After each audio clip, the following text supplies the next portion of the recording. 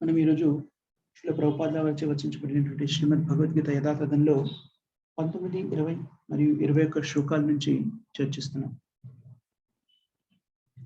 క్షేత్ర క్షేత్రజ్ఞ విజ్ఞాన యుగము అని సంస్కృతంలో ఈ అధ్యాయానికి ఉన్న పేరు. క్షేత్రము అంటే శరీరం అని, క్షేత్రజ్ఞుడు అంటే శరీరంలో వసిస్తున్నటువంటి జీవాత్మ అని, జీవాత్మతో పాటు పరమాత్మ కూడా స్థిరమై ఉన్నాడు అని, వాళ్ళని క్షేత్రజ్ఞుడు అంటారని, దానికి సంబంధించిన పరిజ్ఞానాన్ని తెలుసుకోవడం గురించి, వీటన్నిటి 3 విషయాల గురించి భగవంతుడు ఈ అధ్యాయంలో మనకు వివరించి చెప్తున్నాడు. ఇంకా ఏమని చెప్తున్నాడు? ఈ విషయాలని కూడాను ఎవరు అర్థం చేసుకోగలరు అంటున్నాడు? భక్తి మార్గంలో స్థిరపడిన వ్యక్తులు మాత్రమే ఈ విషయాలన్నీ కూడా అర్థం చేసుకోగలరు అని చెప్తున్నాడు. శరీరము, జ్ఞానము, ఈ శరీరాన్ని తెలుసుకోగల వ్యక్తి అంటే జీవాత్మ మరియు పరమాత్మ, వీళ్ళందరి గురించి కూడాను ఇక్కడ స్పష్టంగా వివరిస్తున్నారు.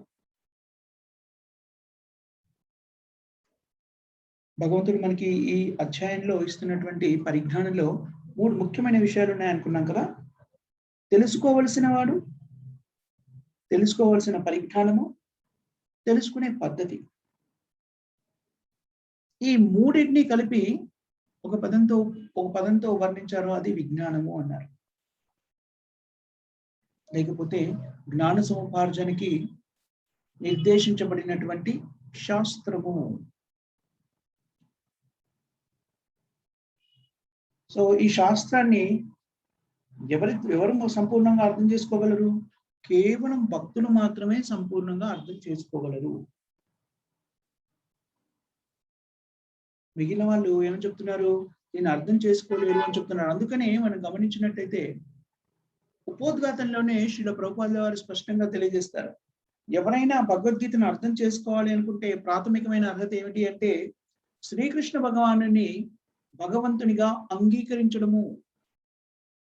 వ్యక్తులు నాస్తికులైనా సరే, ఇంకా ఏ విధమైనటువంటి జీవన విధానాన్ని కొనసాగిస్తున్నా సరే, భగవద్గీతను అర్థం చేసుకోవాలి అంటే కనీసంగా భగవద్గీతను దాంట్లో ఏముందో తెలుసుకోవాలి అనేటువంటి కుతూహలంతో చదవాలనుకున్నా కూడాను అది ఉన్నట్టుగా అర్థం కావాలి అంటే వ్యక్తులు భగవంతుడైన శ్రీకృష్ణుని భగవంతుడిగా అంగీకరించాలి. శ్రీకృష్ణుడు భగవానుడు అనే విషయం అంగీకరించినప్పుడు మాత్రమే భగవద్గీతలో కొంత భాగమైన మనకు అర్థమవుతుంది. లేకపోతే ఒక్క విషయం కూడా మనం బుర్రకెక్కించుకోలేము. చాలా స్పష్టంగా చెప్తున్నారు ఇక్కడ, భక్తులు కాని వాళ్ళు భగవంతుడు చెప్పేటువంటి ఏ విషయాన్ని కూడా అవగతం చేసుకోలేరు. కానీ నిరాకారవాదులు ఎవరైతే ఉంటారో వాళ్ళు ఏమని చెప్తారు? ఈ జ్ఞానముకు సంబంధించినటువంటి జ్ఞానాన్ని నేర్చుకునే పద్ధతి, ఎవరైతే ఆ జ్ఞానాన్ని నేర్చుకుంటారో జీవాత్మ, వాళ్ళు అందరూ కూడా ఏకమైపోతారు అనేటువంటి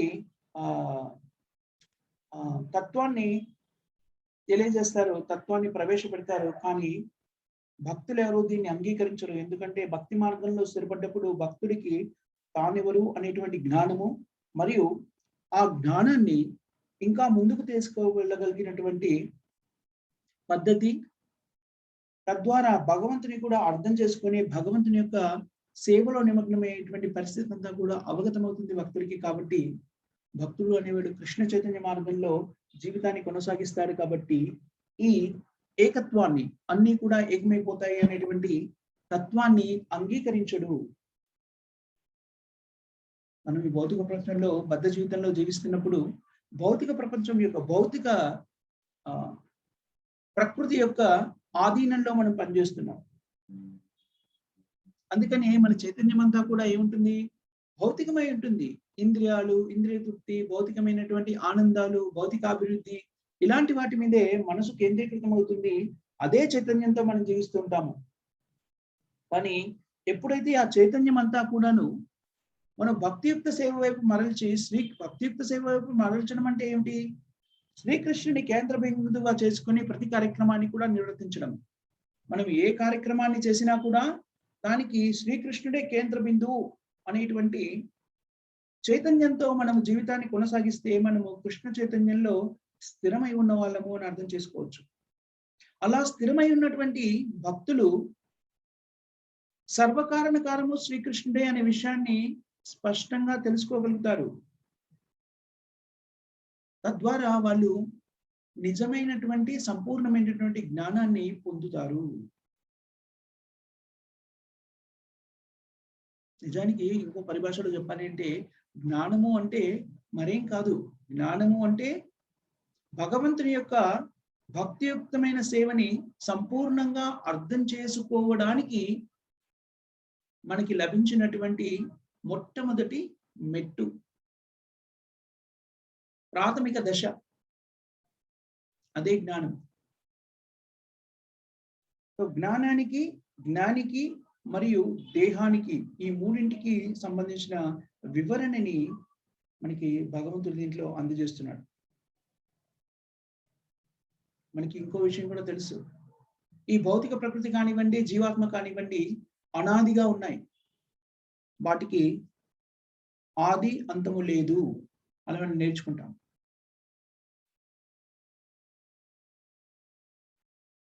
అవి జీవాత్మ మరియు ప్రకృతి అనాదిగా ఉన్నప్పటికీ కూడాను అవి ఎలాగా ట్రాన్స్ఫర్మేషన్ అంటే ఒకదాని నుంచి ఇంకో దానిగా మారిపోతూ ఉంటుంది.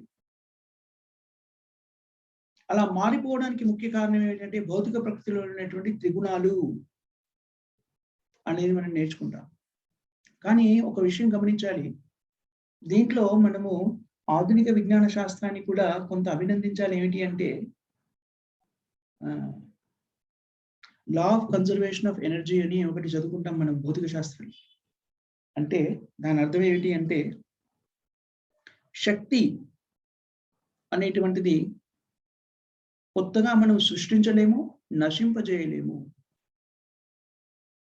Energy neither can be created nor destroyed. దాన్ని ఉద్భవింపజేయలేము, నశింపజేయలేము.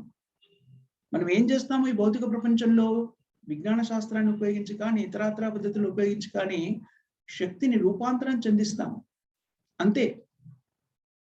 భగవత్ శక్తి అనంతమైంది అని దాన్ని చూస్తే మనకు అర్థమైపోతుంది.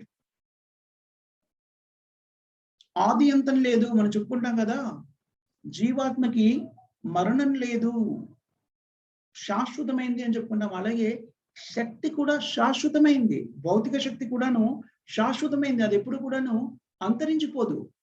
మహా అయితే ఒక శక్తి నుంచి ఇంకో శక్తి రూపాంతరించింది మనం చూస్తూ ఉంటాం. మనము ఎలక్ట్రిసిటీ ఫ్యాన్ పెట్టామనుకోండి, ఫ్యాన్ దేంతో నడుస్తుంది? ఎలక్ట్రిసిటీతో నడుస్తుంది.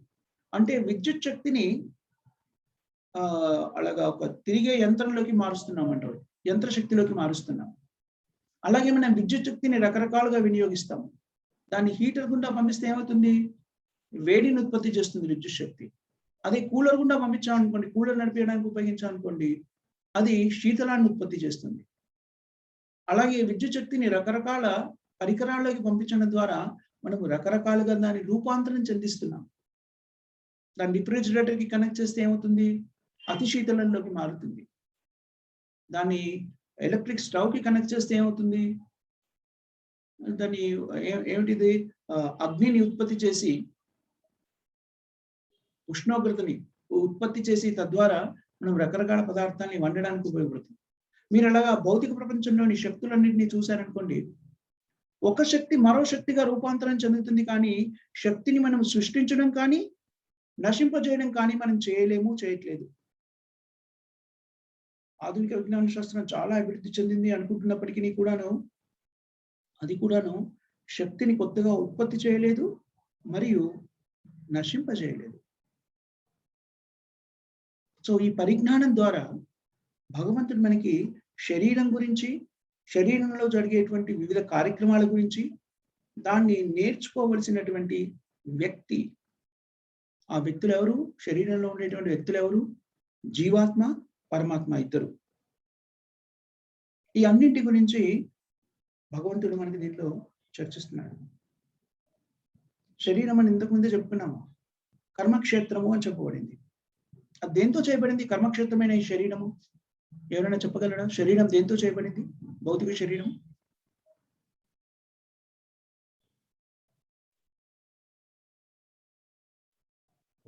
భౌతిక శరీరం దేంతో చేయబడింది? పంచభూతాల ప్రభుజీ. పంచభూతాలు ప్రభుజీ. ఎస్, పంచభూతాలు కరెక్ట్. పంచభూతాలు, భౌతికమైనటువంటి పంచభూతాలతో చేయబడింది ఈ శరీరము. భూమి రాపో అనలో వాయువు. భూమి, వాయువు, భూమి, అగ్ని, వాయువు, ఆకాశము. ఇంకొకటి ఏమిటి? భూమి, నీరు, వాయువు, అగ్ని, ఆకాశం. ఈ ఐదుటితో చేయబడింది ఈ శరీరం. అందుకని శరీరం ఏమిటి? భౌతికమైనది. దీంట్లో నివసించే వాళ్ళు ఎవరు? శరీరంలో నివసిస్తున్నది ఎవరు చెప్పండి? జీవాత్మ, భగవంతుడు, కృష్ణుడు, ఇంకా పరమాత్మ. ఎస్, జీవాత్మ పరమాత్మ మరియు పరమాత్మ. రైట్. జీవాత్మ, పరమాత్మ రెండు కూడాను ఈ శరీరంలో వసిస్తున్నాయి. కానీ ఈ శరీరం యొక్క స్థితిగతులోనే కార్యక్రమాలని అనుభవిస్తున్న వాడు ఎవరు? జీవుడు ప్రభుజీ. జీవుడు. అందుకనే జీవుని కూడా పురుషుడు అంటారు. పురుషుడు అనే పదానికి సంస్కృతార్థం అంటే ఏమిటి అంటే అనుభవించువాడు అని అర్థం. స్త్రీ అంటే సంస్కృతార్థం ఏమిటి అంటే అనుభవించున్నది, అనుభవించబడినది అని అర్థం. అందుకనే ఇక్కడ జీవుడు శరీరంలోని రకరకాల కార్యక్రమాల్ని అనుభవిస్తున్నాడు కాబట్టి జీవుని కూడా ఇక్కడ పురుష అని సంబోధించారు. అలాగే ఈ శరీరంలోనే ఇంకొకరు ఉన్నారని చెప్తున్నారు. అదెవరు? పరమాత్మ.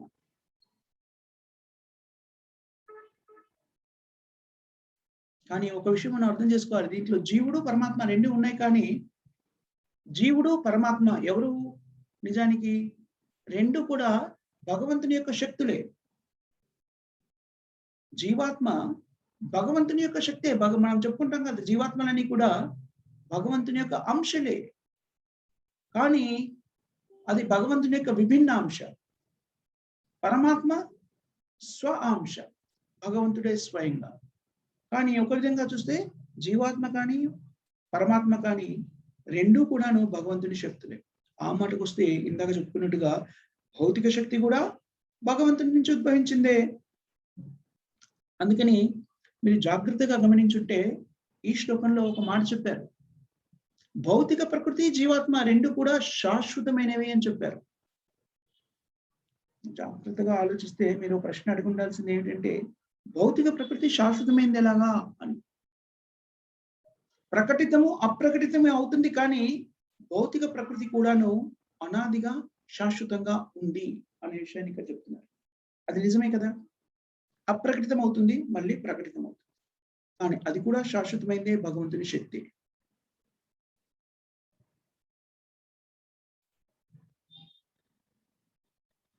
సో మనం ఈ రెండు కూడా నేర్చుకున్నాము. జీవశక్తి అనేటువంటిది విభిన్న అంశం అయితే పరమాత్మ అనేది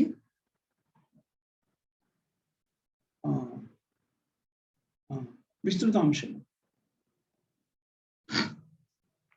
సో ఇప్పుడు భౌతిక శక్తి మరియు జీవాత్మ రెండు శాశ్వతమైనప్పుడు అంటే దాని అర్థం ఏమిటి?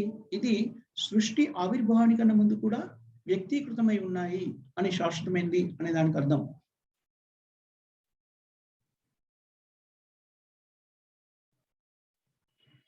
కానీ మనం ఈ విషయం చాలాసార్లు చర్చించుకున్నాం. భౌతిక ప్రకృతిని న్యూన్య శక్తి అంటాము. ఆధ్యాత్మిక శక్తి ఏదైతే జీవాత్మ ఉందో అది ఉన్నత శక్తిగా పేర్కొనబడింది. ఈ సృష్టి ఆవిర్భవించడానికి ముందు ఇవి రెండూ కూడా ఉన్నాయి, భగవంతుని శక్తులుగా ప్రకటితమై ఉన్నాయి.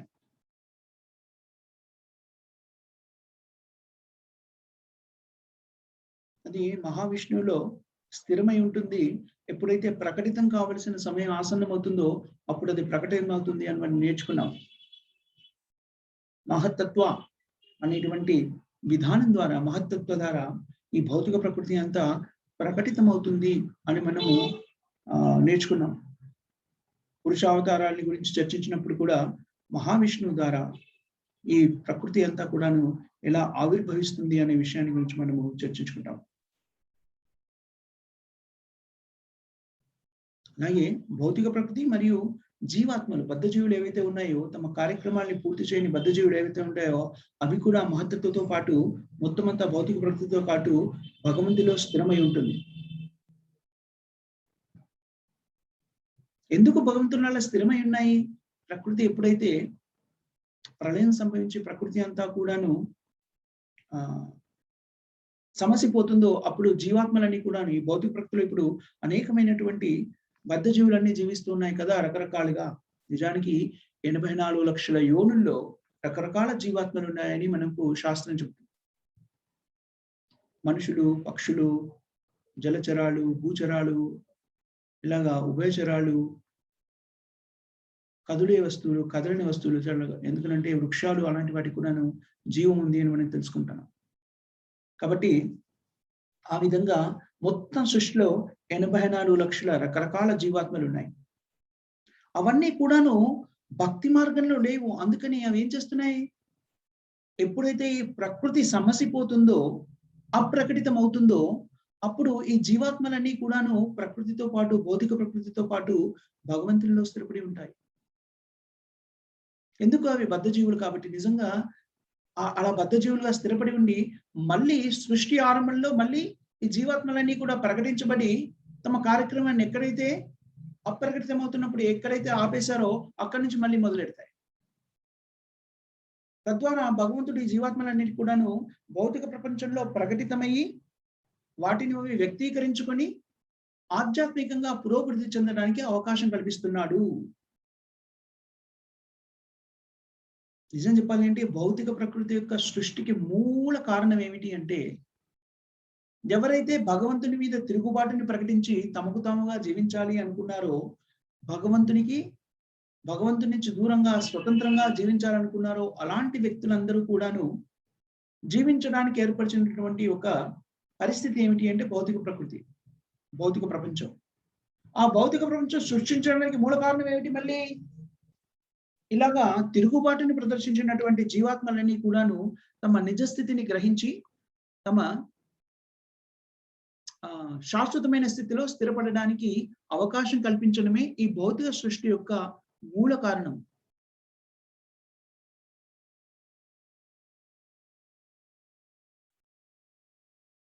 మనము చాలాసార్లు ఇది అనుకున్నాము, జీవాత్మ నిజానికి భగవంతుని యొక్క అంశ కాబట్టి అది ఆధ్యాత్మికమైంది. ఈ భౌతిక ప్రకృతితో కానీ భౌతిక ప్రపంచంతో కానీ దానికి ఎలాంటి పని లేదు.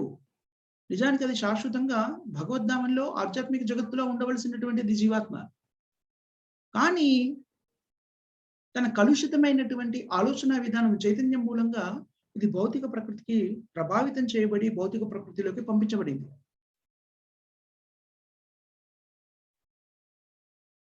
చాలాసార్లు వ్యక్తులు అడుగుతూ ఉంటారు, అవును మనం భగవంతుడి దగ్గర ఉన్నాం కదా, మనం ఇక్కడికి ఎలా ముందుగా వచ్చాము అని. శిల ప్రభుపాదుల వారు ఒక మాట చెప్తారు, మనం ఎలా వచ్చాము అనేది అంత ప్రాముఖ్యమైన విషయం కాదు, వచ్చాము. దీని నుంచి బయటపడే మార్గం గురించి ఆలోచించాలి. మనం ఎలా వచ్చాము అనే విషయము నిజానికి భగవంతుడికి తెలుసు.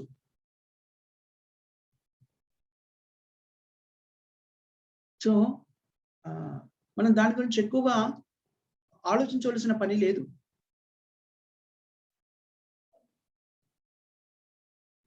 సో మనం ఎందుకు భగవంతుడి నుంచి దూరం అయిపోయి భౌతిక ప్రకృతికి వచ్చాము అనేది భగవంతునికి బాగా చక్కగా తెలుసు. ఎవరైతే ఈ భౌతిక ప్రకృతి ఆకర్షితులై రకరకాలైనటువంటి క్లేశాలను అనుభవిస్తున్నారో వాళ్ళందరూ కూడాను శాస్త్ర అభ్యాసం ద్వారా భగవంతుడు చెప్పిన నియమాన్ని పాటించడం ద్వారా మళ్ళీ భగవంతుడి వైపు ఆకర్షితులై తమ నిజ స్థితిలోకి వెళ్ళగలగాలి. అందుకనే ఈ భౌతిక ప్రకృతి మొత్తం అంతా కూడా సృష్టించబడింది.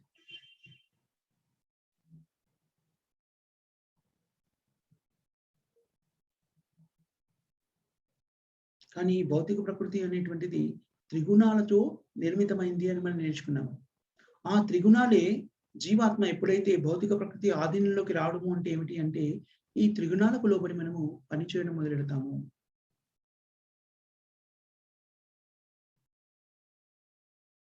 ఆ త్రిగుణాలతోని ప్రభావితమై మనం ఎలాంటి కోరికలని కోరుకుంటామో, ఎలాంటి ఆనందాన్ని అనుభవించాలనుకుంటామో, ఆ కోరికలు తీరడానికి కావలసినటువంటి శరీరాన్ని భగవంతుని అనుజ్ఞతో భౌతిక ప్రకృతే మనకు ప్రసాదిస్తుంది.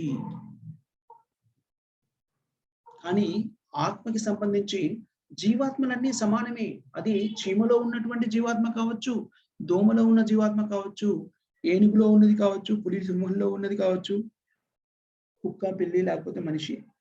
ఏ శరీరంలో ఉన్న జీవాత్మైనా జీవాత్మలన్నీ కూడా సమానమే. ఏ విధంగా సమానమో అవన్నీ కూడా భగవంతుని యొక్క అంశలే. అవన్నీ కూడా శాశ్వతమైనవి. ఈ భౌతిక ప్రకృతి ఈ ప్రకృతి అనేది భౌతికమైన కార్యక్రమాలన్నీ కూడాను నిర్వర్తించడానికి, వాటి వల్ల రకరకాల ప్రభావాలని వ్యక్తీకరించడానికి మూల కారణంగా తోస్తుంది మనకి, అర్థమవుతుంది మనకి. కానీ ఈ భౌతిక ప్రకృతి ప్రకటితమవడానికి భగవంతుడే కారణమని నేర్చుకున్నాం మనం. ఈ భౌతిక ప్రకృతిలో జరిగేటువంటి కార్యక్రమాల ప్రకారంగా వాటి పర్యవసానాలు కూడా ఉంటాయని నేర్చుకున్నాం. కానీ జీవాత్మే స్వయంగా తనకు కలిగే కష్టాలకి, నష్టాలకి మరియు ఆనందానికి కారణభూతమవుతాడు అని చెప్తున్నాడు. అదేలాగా అన్నిటికీ కారణము సర్వకారణకారము శ్రీకృష్ణుడు అయినప్పుడు నాకు కలిగే కష్టాలకి నేనే ఎలా కారణభూతమవుతాను? ఎవరైనా చెప్పగలరా?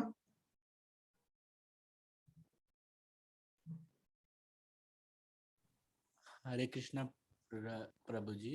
చెప్పండి. మనకి ఇవ్వబడిన స్వేచ్ఛని మనము దుర్వినియోగపరుచుకున్నప్పుడు మన కష్టాలకు మనమే కారణమవుతాము. నైస్ ప్రభు. సో ఎస్, మన కష్టాలకి మనమే ఎందుకు కారణమవుతున్నాము? కష్టాలకి కానీ సుఖాలకి కానీ కారణం ఏమిటి అంటే మనలో ఉన్నటువంటి కోరిక ద్వారా మాత్రమే మనము రకరకాల శరీరాన్ని కూడా పొందగలుగుతున్నాము. మనం ఏం కోరుకోవాలో భగవంతుడు చెప్పాడు, కానీ దాన్ని కాకుండా దేన్ని కోరుకోకూడదు కూడా భగవంతుడు చెప్పాడు. కానీ దాన్ని కోరుకొని మనం కష్టాల పాలవుతున్నాం. అందుకని మన కష్టాలకి నిజంగా కారణభూతం ఎవరు అంటే మన కర్మలే కారణభూతం. ఆ కర్మలు ఎలా నిర్వర్తిస్తున్నామో భౌతిక ప్రకృతిలోని త్రిగుణాలకి లోబడి వాటితే ప్రభావం చెంది మనం రకరకాల కర్మలు నిర్వర్తిస్తున్నాము అని ఇక్కడ చెప్తున్నారు.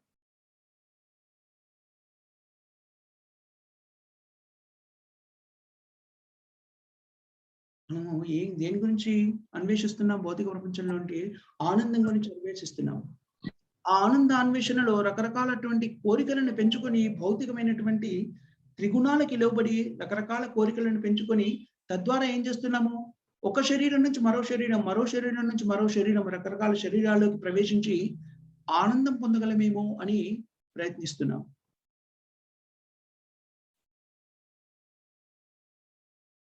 అందుకని భౌతికమైనటువంటి ఆనందం కానీ దుఃఖం కానీ దేని మూలంగా కలుగుతున్నాయి అంటే మన శరీరం మూలంగా కలుగుతున్నాయి మనకి. అది నిజానికి ఈ బాధని కూడా అనుభవించేది ఎవరు అంటే నిజానికి శరీరం మాత్రమే.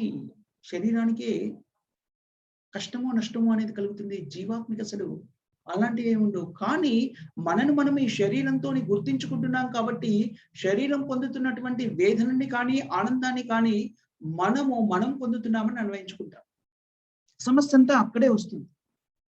భౌతిక బంధనంలో ఇరుక్కోవడానికి మూల కారణం కూడా అదే. మనము శరీరంతో గుర్తించుకోవడమే భౌతిక బంధనాల్లో ఇరుక్కోవడానికి కారణము. తద్వారా ఆనందాన్ని కానీ దుఃఖాన్ని కానీ అనుభవించడానికి కారణం. ఎందుకనంటే ఈ ప్రకృతికి నేను ఆధిపత్యం వహించాలి. ఇక్కడ ఆధ్యాత్మిక జగత్తులో ఉన్నప్పుడు కూడాను అన్నింటికీ మూలకారకుడు అయినటువంటిది భోక్తారాం యజ్ఞ సర్వలోక మహేశ్వరం. భోక్తారాం యజ్ఞ తపస. శ్రీకృష్ణుడు సర్వలోక మహేశ్వరుడు. ఆ శ్రీకృష్ణుడి ఆధిపత్యాన్ని మనం భరించలేక నేనే అధిపతిని కావాలి అనేటువంటి కోరిక మనని భౌతిక ప్రపంచంలోకి తీసుకొచ్చింది. నిజానికి ఆధ్యాత్మిక జగత్తులో స్థిరపడి ఉన్నటువంటి జీవాత్మలకి ఈ కోరిక ఉండదు. ఎందుకనంటే ఆధ్యాత్మిక జగత్తు చాలా పవిత్రమైంది. కానీ భౌతిక జగత్తులో ప్రతి వాళ్ళు కూడాను ఏదో పొందడానికి అనేక కష్ట నష్టాలు కోరుస్తున్నారు. ఎందుకని? ఈ శరీరం ద్వారా రకరకాల ఆనందాల్ని పొందాలి అనేటువంటి తత్వంతో మనము రకరకాల కార్యక్రమాలు చేస్తున్నాము. తద్వారా ఆనందాన్ని, దుఃఖాన్ని పొందుతున్నాం. అనేక రకమైనటువంటి క్లేశాలకి అది మూల కారణమవుతుంది. ఇంకో విధంగా చెప్పాలంటే శరీరం మనం పొందడానికి మూల కారణం ఏమిటి అంటే మన ఇంద్రియాలే కారణం. ఇంద్రియాల ద్వారా మనం ఏమైతే కోరుకుంటున్నామో ఆ కోరికలు తీర్చడానికి ఒక వాహనం కావాలి. ఆ వాహనాన్ని భగవంతుడే మనకి అనుగ్రహిస్తున్నాడు. మన కోరికలు తీర్చుకునే ప్రయత్నం చేయమని మనకి రకరకాల శరీరాల్ని అందిస్తున్నాడు. ఇంద్రియాల ద్వారా మనం ఏ రకమైన కోరికల్ని కోరుకుంటామో ఆ కోరికలు తీరడానికి కావలసినటువంటి శరీరాన్ని భౌతిక ప్రకృతి, భగవంతుని ఆదేశంతో భౌతిక ప్రకృతి మనకు ప్రసాదిస్తుంది అని మన శాస్త్రంలో నేర్చుకుంటాం. మన కోరికల్ని తీర్చుకోవడానికి మన శరీరము, మన ఇంద్రియాలు ఏమిటవి కారణభూతమవుతాయి. ఇంద్రియాల్ని పరికరాలుగా ఉపయోగించుకొని, శరీరాన్ని ఇంద్రియాల్ని పరికరాలుగా ఉపయోగించుకొని మన కోరికలను తీర్చుకోవడానికి మనం ప్రయత్నం చేస్తుంటాం. అయితే ఈ శరీరం కానీ, ఇంద్రియాలు కానీ అన్ని కూడాను ఎవరు మనకు అందజేశారు? భౌతిక ప్రకృతి మనకు అందజేసింది. దీనికి సంబంధించి తర్వాతి శ్లోకాల్లో ఇంకా విపులంగా మనం చదువుకోబోతున్నాం. అందుకని జీవాత్మ యొక్క ప్రస్తుత శరీరం కానీ, తర్వాత శరీరం కానీ దేని మూలంగా ఆవిర్భవిస్తుంది అంటే జీవాత్మ యొక్క కోరికలు దానికి కారణభూతమవుతాయి. అందుకనే మానవ జన్మలో ఉన్నప్పుడు మాత్రమే వీటిని అన్నింటినీ కూడా విశ్లేషించి ఏ రకమైన కోరికలను కోరుకోవాలి, ఏ రకమైన కోరికలు కోరుకుంటే మనం తర్వాత ఏ జీవితాన్ని అనుభవించాల్సిన అగత్యం ఏర్పడుతుంది అనే విషయం తెలుసు. కాబట్టి మానవ జీవితం చాలా ఉత్కృష్టమైంది అని చెప్పారు. మానవ జీవితంలో ఉండి జీవిత లక్ష్యాన్ని గురించి తెలుసుకోకుండా ఇతర విషయాల మీద ఆసక్తి చూపించారనుకోండి, తర్వాతి జన్మ ఆ ఇతరమైన విషయాలని సక్రమంగా పొందడానికి కావలసిన శరీరం ఇవ్వడంతో భౌతిక ప్రకృతి తన విధిని నిర్వర్తిస్తుంది.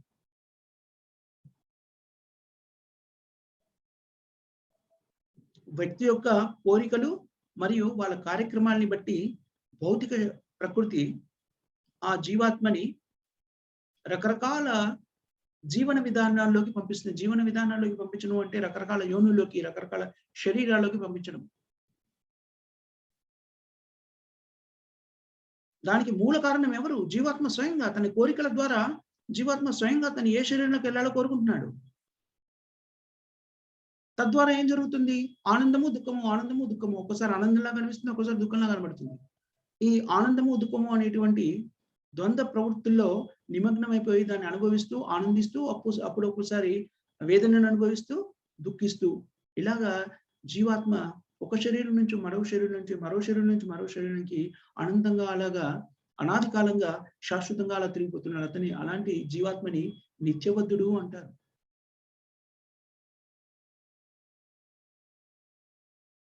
కానీ ఒకసారి జీవాత్మ తన కోరికను కోరుకొని ఒక శరీరంలోకి వెళ్ళారనుకోండి, అది పూర్తి అయ్యేంత వరకు, ఆ శరీర గతి పూర్తి అయ్యేంత వరకు తను ఏమీ మార్చలేడు. ఉదాహరణకి ఒక జీవాత్మ కొన్ని కోరికలను కోరుకున్నాడు. ఆ కోరికలన్నీ ఒక కుక్క శరీరంలో ఉన్నప్పుడు సంపూర్ణమవుతాయి అనుకున్నప్పుడు భౌతిక ప్రకృతి ఆ జీవాత్మకి కుక్క శరీరం ఇస్తుంది. ఒకసారి కుక్క శరీరంలోకి వెళ్ళాక కుక్క ఎలా జీవించాలో అలా జీవించవలసిందే. ప్రకృతి నియమాలకి సిద్ధపడి అనుగుణంగా ఆ జీవాత్మ కుక్క శరీరంలో అలా జీవించాల్సింది. కుక్క శరీరము, సూకర శరీరము అంటే పంది శరీరము, నక్క, ఎలుక, పిల్లి, చీమ, దోమ ఇలాగా రకరకాల శరీరాల్లోకి జీవాత్మ ఎందుకు ప్రవేశపెట్టబడుతుంది అంటే జీవాత్మకు ఉన్నటువంటి కోరిక ప్రకారంగా. అంటే నిజానికి జీవాత్మకు ఉన్నటువంటి ఏకైక శక్తి ఏమిటి అంటే తన కోరికను నియంత్రించుకునే శక్తి జీవాత్మకు ఉంది. మనం శుద్ధి చెందాలి అంటే, శుద్ధి అంటే ఎలా జరుగుతుంది? మన కోరికలను శుద్ధి చేసుకోవడం ద్వారా మనము శుద్ధి చెందుతాం. ముక్తి పొందాలి అంటే మన కోరికలని శుద్ధి చేసుకోవాలి. నిరాకారవాదులు ఏం చెప్తారంటే కోరికలన్నీ చంపేసుకోవాలి అనుకుంటారు. తద్వారా నువ్వు జన్మ మృత్యు జరాల చక్రం నుంచి బయటపడతావు, ముక్తిలో అవుతావు అని చెప్తారు. కానీ కోరిక అనేది చంపుకోవడం సాధ్యం కాదు. భౌతిక ప్రకృతి యొక్క నియమం అది. కోరికని మనం ఎలా చంపు? ఏ కోరిక ఉండకూడదు అనేదే అదే ఒక కోరిక. ఎవరైనా నిరాకారవాదులు కానీ ఇతర తత్వానికి సంబంధించిన వ్యక్తులు కోరికలన్నీ నశింపజేయాలనుకుంటున్నాను, నాకు ఏ కోరిక వద్దు అన్నారు అనుకోండి, నాకు ఏ కోరిక వద్దు అనేదే ఒక కోరిక అయిపోయింది. సో కోరిక లేకుండా జీవాత్మ ఉండలేదు, అది తత్వం. సో మనకి శాస్త్రం ఏం చెప్తుంది? కోరికలని శుద్ధి చేసుకోమని చెప్తుంది. ఆ కోరికలను మన ఇంద్రియ తృప్తి కోసం కాకుండా భగవత్ సేవ కోసమై మరల్చమని చెప్తుంది.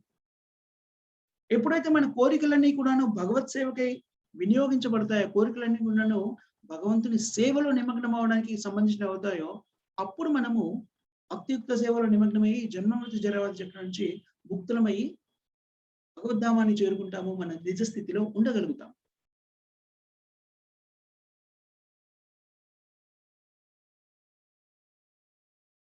ఎప్పుడైతే అలా కాకుండా బద్ధ జీవితంలోకి ప్రవేశిస్తామో, నిజానికి ఒక కోరిక కోరుకోవడమే ఆ స్థితిలో, ముఖ్యంగా మానవ జన్మలో ఉన్నప్పుడే కాస్తో కూస్తో ఆ స్వతంత్రత కూడా ఉంది. ఒక కుక్క ఉందనుకోండి, దానికి కర్మ ఏం లేదు. పిల్లి ఉందనుకోండి, ఎలుకను చంపి తింటుంది, దానికి ఆహారం అదే.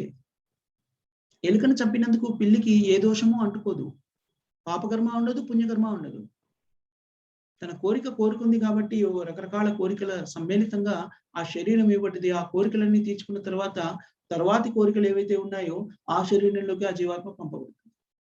ఆ తర్వాత మరో శరీరం, ఆ తర్వాత మరో శరీరం, అలాగా 84 లక్షల యోనులు, 84 లక్షల శరీరాల గురించి మనకి పద్మ పురాణంలో స్పష్టంగా తెలియజెప్పబడింది.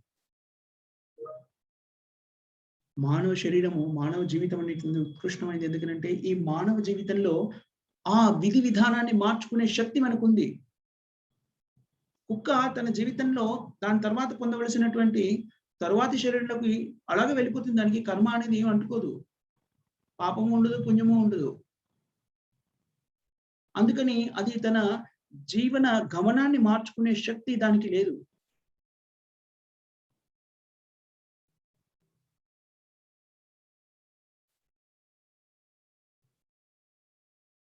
సో కుక్క శరీరం, ఒక జీవాత్మ కుక్క శరీరంలో పెడితే కుక్కలాగా, పంది శరీరంలో పెడితే పందిలాగా, పంది చేసే కార్యక్రమాలు మనకి తెలుసు. అశుద్ధాన్ని తిని జీవిస్తుంది పంది. పంది శరీరంలో పెట్టినటువంటి జీవాత్మ దాని నుంచి ముక్తిని పొందలేదు, అశుద్ధం తినకుండా ఉండలేదు. అప్పుడు ఆ పంది యొక్క ఆధీనంలో ఏం లేదు, ప్రకృతి నియమం అది. ఒకసారి మనిషి శరీరంలో, ఒక్కొక్కసారి డెమిగాడ్ అంటే దేవతల శరీరంలో కూడా జీవాత్మ వాళ్ళ కోరికల ప్రకారంగా రకరకాల శరీరాన్ని భౌతిక ప్రకృతి భగవంతుని ఆదేశానుసారంగా మనకి ఒనగూరుస్తుంది అని తెలుస్తుంది. ఒకసారి ఆ శరీరం వచ్చిందనుకోండి, ఆ శరీరం నుండి ఇంకో విధంగా ప్రవర్తించేటువంటి అవకాశము ఎవరికీ లేదు. కానీ మానవ శరీరంలో ఉన్నప్పుడు మనిషి దేనికోసమైతే మనకి ఈ శరీరం ఇవ్వబడిందో దానికి కాకుండా ఇతర విధాలుగా మనం ప్రవర్తిస్తున్నాము. తద్వారా ఇతర విధాలుగా ఉండడానికి కావలసినటువంటి శరీరాన్ని మన ప్రవర్తన ద్వారా, మన కోరికల ద్వారా దాంట్లోకి వెళ్ళిపోతుంది. అలా వెళ్ళిపోకుండా ఉండాలి అంటే, అత్యున్నత స్థితికి చెందాలి అంటే ఏం చేయాలో మనకి వేదశాస్త్రాల సారాన్నంతా కూడాను నియమ నిబంధనల రూపంలో మనకి ఆచార్యుల వాళ్ళందరూ కూడా కలిసి అందించారు. మాంసాహార భక్షణ చేయకుండా ఉండడము అనేటువంటిది ఒక ముఖ్యమైన నియమం. ఎందుకని? అలా మాంసాహారాన్ని భక్షిస్తే రకరకాల జీవాత్మలని సంహరించి మనము భుజిస్తుంటే, ఒక్కొక్క జీవాత్మని మనం సంహరించినప్పుడల్లా దానికి మనం రుణపడిపోతూ ఉంటాము. అంతేకాకుండా అలాగా తినగలిగేటువంటిది మనిషి కాదు, మనిషి అలా తినకూడదు శాస్త్రబద్ధంగా. అందుకని అలా తినడానికి ఏ శరీరం అయితే అనువుగా ఉంటుందో ఆ శరీరాన్ని ప్రకృతి భగవంతుని ఆజ్ఞ ప్రకారంగా మనకు అందిస్తుంది. సో అలాగా మళ్ళీ జన్మ మృత్యు జరావధి చక్రంలో ఇరుక్కోకుండా ఉండాలి అంటే మాంసాహారాన్ని భక్షించకూడదు, స్పష్టం. అంతేకాకుండా ఇంతవరకు మనం చేసిన పాపకర్మాలన్నీ కూడా పోయి హృదయం శుద్ధి చెందాలి అంటే హరే కృష్ణ మహామంత్రాన్ని జపించాలి. హరే నామ హరే నామ హరే నామే కేవలం కలో నాస్తి నాస్తి నాస్తి. హరే కృష్ణ మహామంత్రాన్ని జపించకుండా మనం ఆ స్థితికి, శుద్ధ స్థితికి వెళ్ళలేము. అందుకని అది చేయమని చెప్పారు. దాని మీద ఆసక్తి పెరగాలి అంటే ఏం చేయాలి? శ్రవణం, భగవంతునికి సంబంధించినటువంటి గాథల్ని వినాలి. అతని దివ్యలీలని వినడం ద్వారా, దివ్య లీలని వినాలి అంటే ఏం చేయాలి? అలాంటి మానసిక స్థితియే కలిగి ఉన్నటువంటి, అలాంటి చైతన్యం కలిగి ఉన్నటువంటి వ్యక్తులతో సాంగత్యం అనేది స్వీకరించాలంటే భక్తుల సాంగత్యాన్ని స్వీకరించాలి. జూదమాడే వ్యక్తి, జూదమాడంలో ఆసక్తి ఉన్న వ్యక్తి దగ్గరికి వెళ్ళి మనం భగవంతుని గురించి మాట్లాడలేము, వాళ్ళకి ఆసక్తి కూడా ఉండదు. మనం సహజంగా చూస్తుంటాం, మనమందరం కూడాను మనది దేని మీద ఆసక్తి ఉంటుందో అలాంటి వ్యక్తుల సాంగత్యాన్ని మనం స్వీకరిస్తూ ఉంటాం. సో అందుకనే దాన్ని నియమాల రూపంలో మనకు అందించింది కూడా ఎందుకు? మన జీవన విధానం అంతా కూడా భక్తి వైపు వెళ్ళిపోయి మన శాశ్వత స్థితిని పొందడానికి కావలసిన పరిస్థితులను కల్పించడానికి మనకి నియమ నిబంధనలన్నీ కూడా పెట్టారు. ఒక్కొక్క నియమాన్ని మనం గమనించినట్లయితే మనకు స్పష్టంగా తెలుస్తుంది. హరే కృష్ణ మహామంత్రాన్ని జపించడం ఎందుకంటే హృదయం శుద్ధి చెందింది. ఆ హృదయం శుద్ధి చెందడానికి మనం హరే కృష్ణ మహామంత్రాన్ని జపించాలంటే భగవంతుని మీద ఆసక్తి పెరగాలి. భగవంతుని మీద ఆసక్తి పెరగాలి అంటే భగవంతుని లీలని మనం వినాలి, అంతే శ్రవణం చేయాలి. ఆ శ్రవణం అనేటువంటి ప్రక్రియలో మనం నిమగ్నం కావాలి అంటే భక్తుల యొక్క సాంగత్యం తీసుకోవాలి. ఇవన్నీ కూడా త్వరితగతిన కావాలి అంటే మనం భుజించే ఆహారము భగవంతునికి సమర్పించినదై ఉండాలి. చూడండి, ఒకదానికొకటి లింక్ అయిపోయి చివరికి ఎక్కడికి తీసుకెళ్తుంది అది అంటే మనం ఈ భౌతిక బంధనాల నుంచి విముక్తి కావడానికి కావాల్సిన పరిస్థితులను మనకి కల్పిస్తుంది.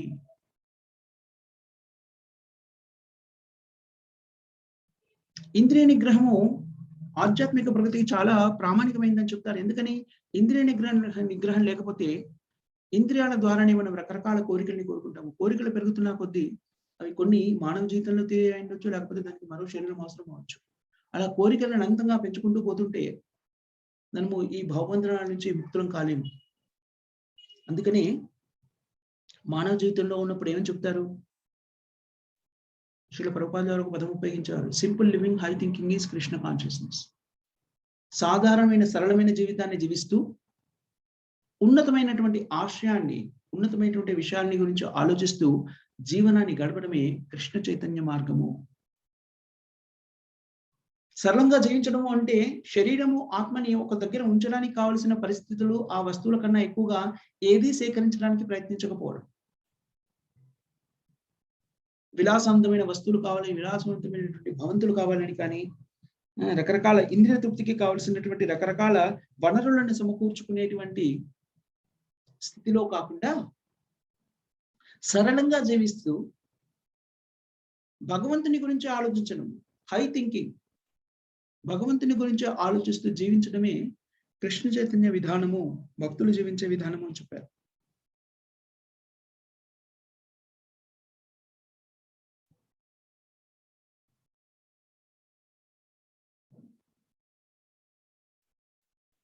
అందుకని భగవంతుడు జీవాత్మకి ఆ పరిస్థితులను కల్పించి, నిజంగా భగవంతుడు చాలా దయార్థ హృదయుడు.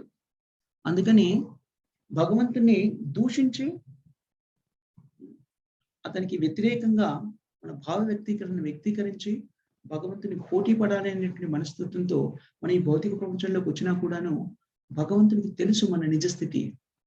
అందుకని మనకి ఎప్పుడు కూడాను పరమాత్మగా మన హృదయంలో నిలిచి మనకి భక్తి మార్గం వైపు వెళ్ళడానికి మార్గదర్శకత్వం చేస్తూ ఉంటారు.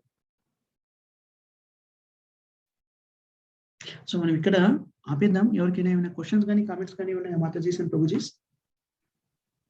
నేను సమయం చూసుకోలేదు కొంచెం. హరే కృష్ణ ప్రభుజీ. చెప్పండి మాతాజీ.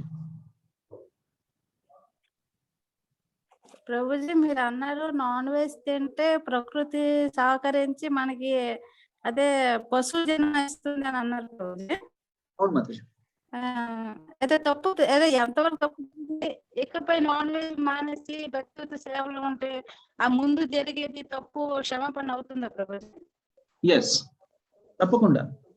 ఎప్పుడైతే మానవ జీవితంలో ఉన్నప్పుడు మనకి హరే కృష్ణ చైతన్య మార్గము మనకి ఆ పరిజ్ఞానం లేనప్పుడు మనం చేసిన కార్యక్రమాలన్నీ కూడాను భగవంతుడు క్షమిస్తానని చెప్తున్నాడు. సర్వధర్మాన్ పరిత్యజ్య మామేకం శరణం వ్రజ అహం పాస్ సర్వ పాపేభ్యో మోక్షేశాయమాష్ట. ఒకసారి మనము కృష్ణ చైతన్య మార్గాన్ని స్వీకరించి మళ్ళీ పూర్వాశ్రమంలో చేసిన తప్పులేవి చేయకుండా జాగ్రత్తగా జీవితాన్ని కొనసాగిస్తే జీవితాంతం వరకు తప్పకుండా భగవంతుడి కృపను పొందుతాము. ఈ జన్మ మృత్యుజరావాది చక్రం నుంచి బయటపడతాము. Thank you Prabhuji. Nice question మాత్రం, మంచి ప్రశ్న అడిగారు. ఇంకా ఎవరైనా ఏదైనా చెప్పాలా? లేకపోతే ఎస్ మాతాజీ ఎంత చెప్తున్నారా? మరేం లేదు, నేను అడిగిన ప్రశ్నకి సమాధానం దొరుకుతుంది Prabhuji. Thank you. Okay okay okay Mataji. So మరి మనం ఇంకా దామోదరాష్టకాన్ని చదువుదాం.